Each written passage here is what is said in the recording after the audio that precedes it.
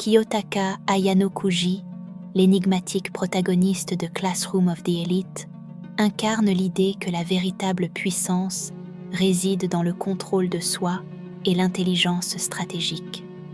Son calme et son détachement apparent en font un personnage qui agit dans l'ombre, manipulant les autres sans qu'ils en aient conscience.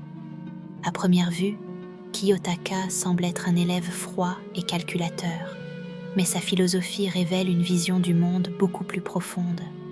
Pour lui, l'échec est inacceptable, non pas par orgueil, mais par le simple fait que la compétition est une loi de la nature humaine.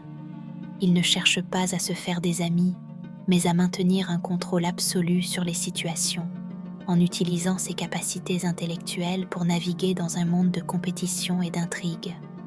Kiyotaka ne place jamais ses émotions en avant. Il agit selon une logique pure, où chaque décision est un mouvement d'échec stratégique visant à atteindre un objectif précis.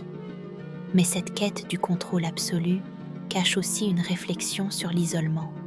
Son incapacité à se connecter aux autres, à tisser des liens authentiques, le pousse à se retrouver seul dans sa réussite.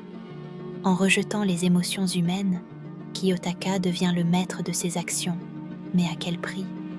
La question qui se pose alors, dans un monde où l'on cherche à tout contrôler, pouvons-nous vraiment être libres sans accepter la vulnérabilité de l'humanité ?